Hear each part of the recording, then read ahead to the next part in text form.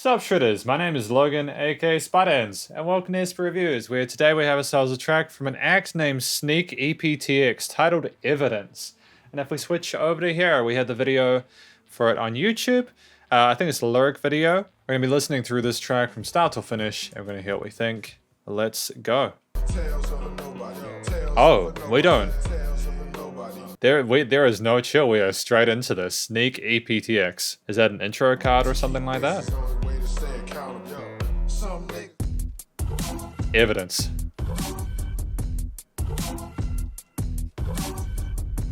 I was kind of nervous that we were going to go straight into the verse, then I wanted to quickly talk about the musical theme here. Nice punchy kick, nice punchy drum kit. You've got a interesting harmonized synth on top there, some reverse takes. Yeah, like a reverse take on some sort of organish kind of thing. It's good. It's a really interesting musical theme. I'm going to be honest, I haven't heard anything like this before, and I'm not saying that just because I feel I'd be nice.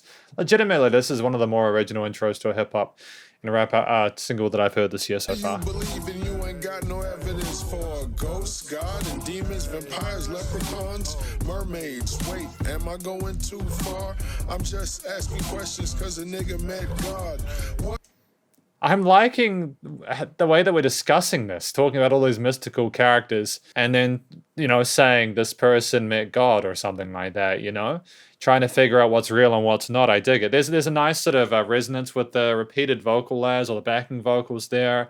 And the way that it's spaced around a stereo field is kind of cool as well. You got individual placements for each of the takes. It's really clever. What do you believe in you ain't got no evidence for? Ghosts, God, and demons, vampires, leprechauns, mermaids. Wait, am I going too far? Do you think you have what it takes to be a superstar? Cool. Slick hook. Been set. Rich whites hate black poors. You think you got the skills to get a record deal done? You started out warm, now your flow is real hot. But what about the white guys sitting on top? You struggle for really good job filtering those drum parts at the end to go into this next half of the verse. We've gone straight into talking about the struggles of people to get to the top of the game when they're being held down by those in privileged positions. It's a massive change from leprechauns and mermaids and stuff like that, but I suppose it's talking about finding evidence for these individual bits and sort of like figuring out what's real and what's not. For your skills, listen, practice, and record it. You said crisis is over because you know your rap's the hardest. But wait, do you hear a girl getting raped? But wait, do you hear voices every day? You thought you'd help your people put blacks in higher spaces. You thought you'd use your money to give homeless sleep places. You said you'd build a school, visit fam overseas. Try to help the Africans with all of your cheese. But wait, is that a government agent? But wait, are strangers that you making weird faces? The precedent's been set, rich whites hate black poors. You think you got the skills to get a record deal done? You started out warm, now your flow is real hot. But what about the white guy sitting on top?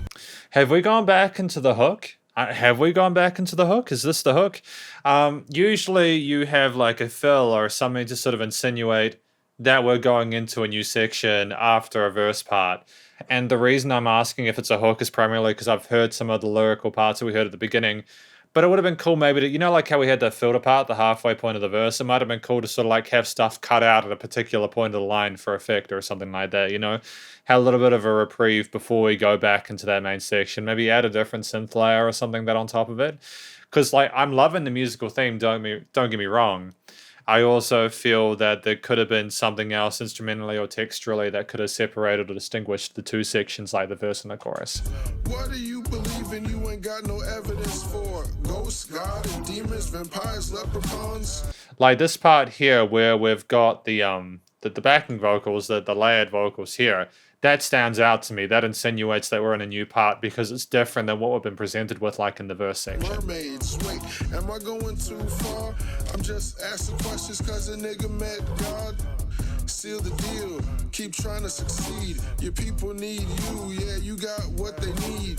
Like in this part here, you probably could have had, and again, this isn't a criticism, this is just stuff I'm noticing. Feel free to ignore it if if you feel free to ignore it if you feel it's irrelevant.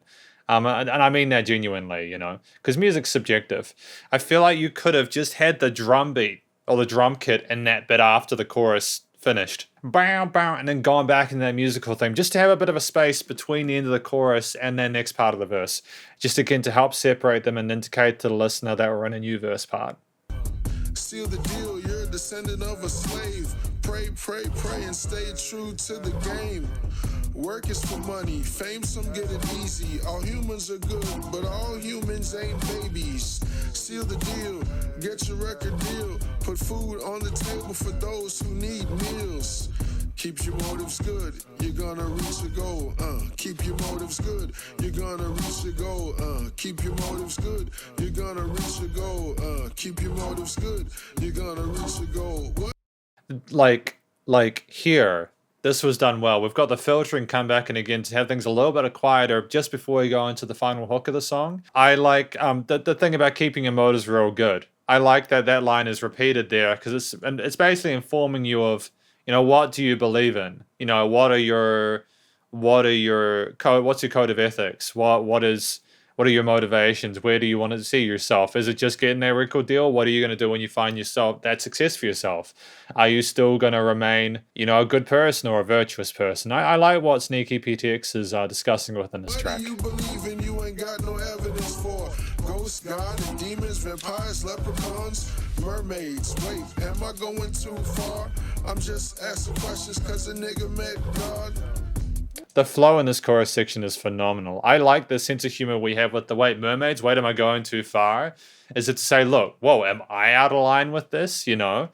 It has this layer of, and it sounds sort of incredulous as if the person doesn't know exactly what they want or where they're going, you know, like it's a genuine question. What do you believe in? Do you believe in providing and helping the people who are struggling, or do you believe in keeping yourself comfortable and only looking after yourself? Sneaky PTX, Birmingham, Alabama, spooky rapper.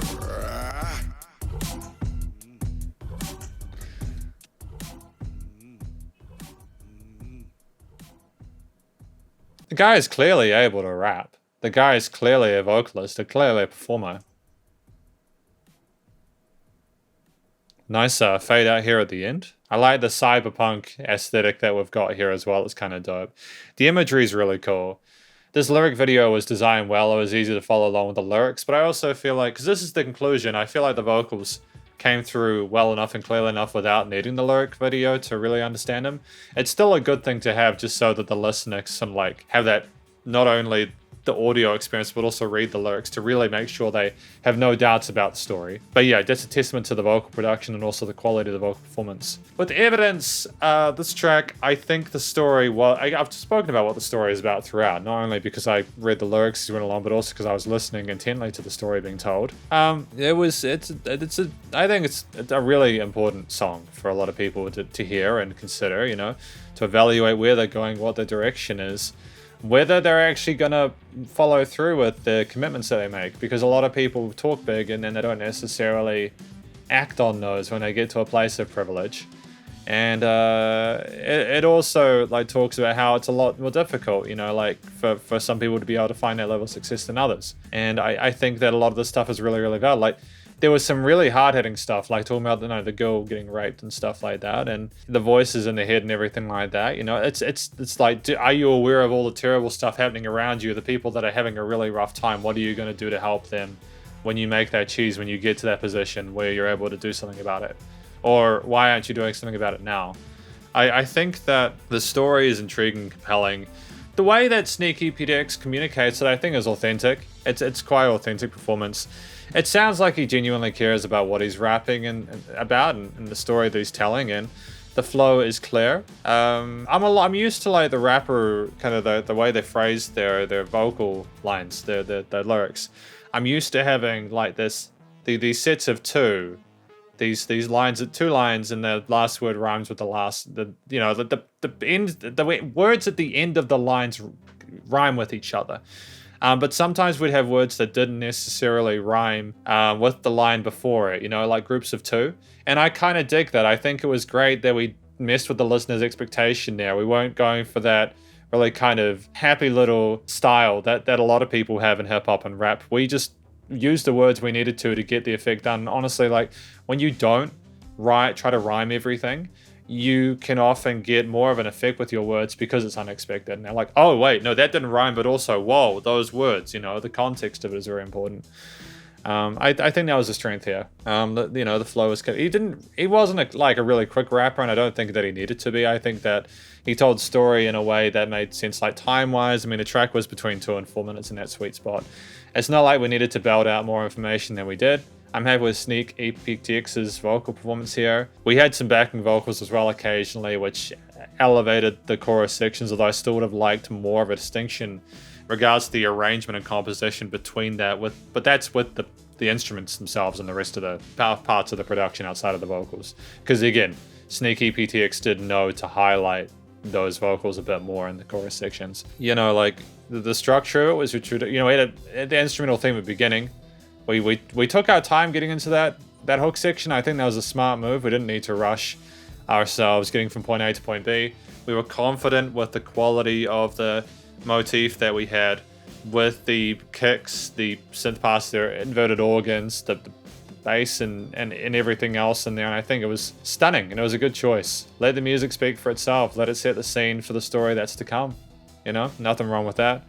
I would have liked for there to have been some parts where we took some instruments, and I've already mentioned this, some instruments away, just to maybe just have the drums or just to have the bass in there, just for a moment, just to separate the verses and choruses or put something in between. But that's totally a subjective thing. If you want to keep that consistency with the groove, with the motif going, that's totally fine. It was just, the second chorus was a lot easier for me to sort of telegraph as opposed to the first. But it's totally fine. Production and recording, mixing and mastering was excellent. There was a lovely clarity to the audio quality of the different instruments in the mix, and the vocals came through really succinctly as well. It was beautiful, actually, the audio quality of the recorded vocals. It must have been a really nice microphone that they were using. Testament as well to the backing vocals as well. They were textured and layered differently in different parts of this audio frequency spectrum, or the stereo field, sorry.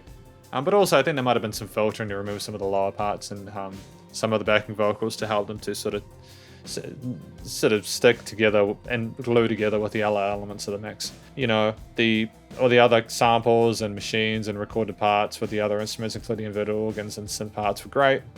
No real complaints about it. And the filtering work as well was nice when it came in. It was a nice change from the consistency, otherwise the musical motif that we had through the majority of the piece. It was nice and loud without pumping or there being too much limiting or anything like that. Compression was great. NFX channel of vocals was fantastic. It elevated it rather than trying to sort of sterilize and take away from it, so I appreciate that. But that's effectively my review of Evidence by Sneak EPTX. Hopefully you enjoyed it. If you did, please do go show Sneak EPTX some love via their various social medias and their YouTube page. Stay cool and stay safe, and please also remember to support your local musicians and artists at this point in time, as they need the help more than ever with all the crazy stuff going on in the world. And I'll catch you in the next review. Spud hands out.